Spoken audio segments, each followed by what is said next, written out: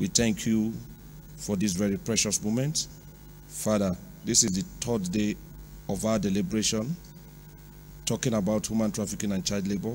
Father Almighty, give us the enablement to stamp out this scourge. In Jesus' mighty name I pray. Thank you so much for that prayer. And yesterday we agreed that this morning that we'll start with a recap, just to remind ourselves of what we did yesterday. I don't know whether our volunteer is ready for his recap, so that we'll just be sure we're on the same page before we go on with today. Please, you're invited to come and do the recap.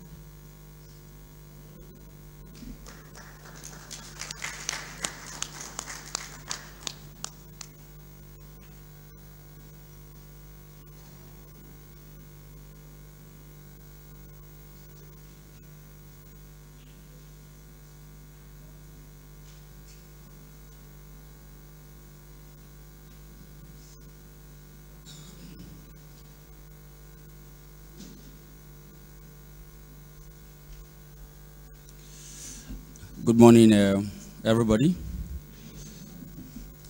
Well, I was ambushed sort of yesterday when I was told after lunch that I should do a recap today, but it's okay. Well, I want to use the opportunity to thank CWAG because I think their capacity building is very instructive. Like I said yesterday, why the United States experience show that every law enforcement agency may have all the expertise, may be exposed to all the instruments to analyze data. In Nigeria, certain data are restricted to certain organizations. For instance, if you come to talk about financial data, it is Economic and Financial Crimes Commission or the NFIU unit, so you refer to them. So we would appeal again that if the agency could be availed of those expertise as an organization so that we can deal. Whereas it's very easy to do task force in US, probably because there's no single agency that we have in NAPTIP, to fight trafficking, and so a pool of organizations are brought together, so it becomes easy to do a task force thing. But in Nigeria, we tried to do that, but it didn't work because people will say because you have the mandate, so you should go ahead and do it. So just an aside. So day two, recap of day two. We started the day with the opening prayer said by Mrs. Sidako, after the registration of participants. Then we took the first presentation, which was ably delivered by Amanda Pilsner. She took us through human trafficking investigations and prosecutions with emphasis on identification of who are victims of trafficking. Trafficking, he told us that trafficking does not discriminate, that an adult, a child could be a victim of trafficking, and so anybody can fall victim of trafficking. She also took us through what constitutes vulnerability, and she said the elements of vulnerability include poverty, immigration status, family history, and the rest of others. She also took us through who are traffickers. He said anyone that has access to immigration employment could be a potential trafficker. And it's very, very instructive because it is only when you have an advantage over another person that you can actually become a trafficker. You can always take advantage of the person to exploit the person. So she gave us a scenario of Romeo versus Gorilla Pimp, an experience in the US, which is not very widespread in Nigeria yet, even though it's also in practice.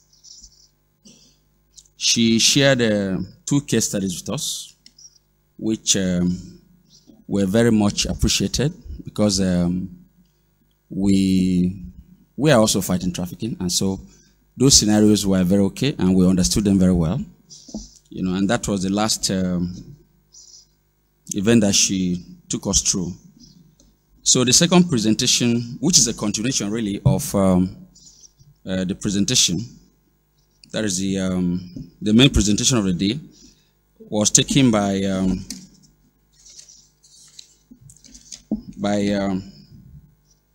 Richard Lebel. Richard Lebel took us through tools that allow law enforcement to conduct financial investigations. You know, and the tools are basically laws as we know it. You know, there are tools in US, you know, which allows them to access accounts, to track monies, where they are going. You know, and so what is also instructive at the end of the day is that why we do investigations in the traditional manner. They came to tell us yesterday that we can actually start from following the money to unraveling the crime, you know, which is very innovative.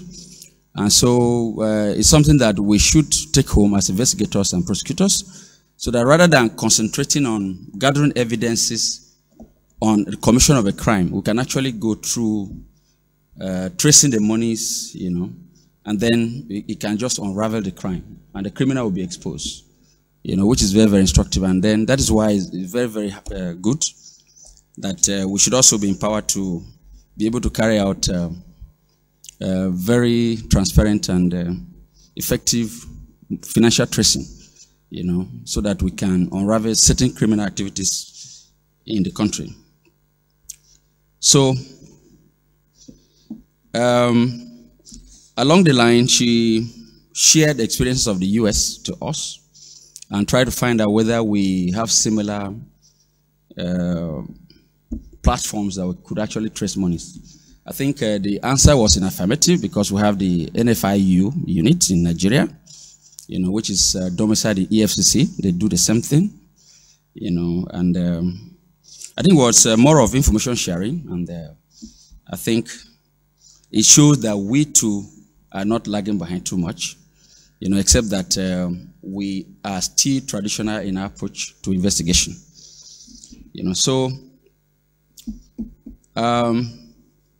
after that, Mr. Anthony Da Silva also came in. He took us through transaction method for money laundering, which was actually essentially a continuation of tracking the money, you know. So the methods of transactional methods for money laundering included so many of them, but I think it was instructed. It took us about 14 of them. But trace-based money laundering was what was very familiar here. You know, what traffickers are now doing, they make all the money overs and then buy goods and forward the goods to Nigeria through their relatives, so that it can be converted to cash, and then trafficking activities reinforced. You know, so that was very, very instructive. And so it behoves on us, as they said yesterday, to work with customs and other border law enforcement officers, so that we can also actually determine sources of goods, as it were, that are coming in, and who are those behind those goods that are coming in, so that we can actually unravel the criminals behind those activities. You know, so I think the last activity for the day was the case preparation. Transactional Record Analysis Center, which is basically sharing the US experience of what they have been doing, especially as it regards US and Mexico, where a lot of trafficking takes place. And so a lot of illicit flows of funds between US and Mexico. And that is what the experience they were sharing to us, what they have done, the analysis, what the track has been able to do. And they told us that track contains about 70 million transaction records. That is from the analysis of what they have done in US. You know, and it was very instructive that if we could replicate such here, you know, we could actually make a lot of inroads into MBS, that is money services businesses that launderers use to move illicit funds, across, various countries, So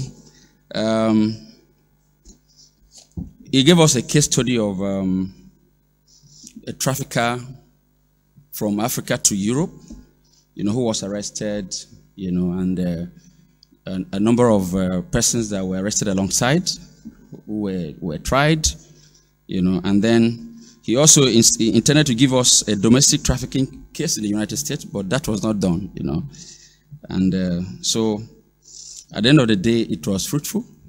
Why we agreed that in US, task force could work, which was the overall suggestion that was put across to us at the end of the lecture. In Nigeria, task forces have not worked. It was tried before. But because NAPTIP is a single multi-agency empowered to fight trafficking, then people don't look at joining hands with NAPTIP to fight trafficking. They feel that NAPTIP can go ahead and do it since the law empowers them to do so. And so even though the task force was actually launched in 2006, where the police, immigration, and all the law enforcement officers were made to come together to fight trafficking, but it couldn't go beyond the formal launch, because of maybe rivalry, and stuff like that. So task force as it is has not worked yet in Nigeria, and it will be difficult in this climate for it to work perfectly. Why is working in US? We appreciate that, and we hope that at the end of the day, we will also be given our capacity, individual capacity as an agency to fight trafficking. So at the end of the day, by 3:45 p.m., the day's activities were closed, with a closing prayer, which was said by our able coordinator, bringing activities for day 2 under close. Thank you very much. Yes. He deserves a bigger round of applause. He mentioned that he was ambushed and he did a thorough job. I believe he did a thorough job, right, of what was taught yesterday. That is wonderful, sir. Thank you so much for that recap, which was so well done. It is like we continue saying, it's a learning experience for us. The first day was not much of a learning experience because it's more of the continued awareness which we need to keep on giving about the crime. Because one of the things that I noted on that first day on the symposium is that even the issue of if you have a house help and you are paying an agent, it is a crime. And people don't know. A lot of people actually don't know. And I'm wondering why we have not taken that out to the social media, to everywhere. Let's stare people in the face that really, if you are doing this, it is a crime. You cannot have a laborer is worthy of his wages, as DG had actually said. We need to put it out there. We continue to put out the awareness, and of course, more people get to know about it, we'll achieve more results as we go along. And we know that even with all this training and all that we're going to do afterwards, that the fight will gain more momentum as we go forth. Lord will help us to achieve all that in Jesus' name. And as we go on to take our first presentation for the day, Mr. Olubiyi wants to say a few words. Even as the head of training wants to say a few words, please, let's clap for him as he comes up.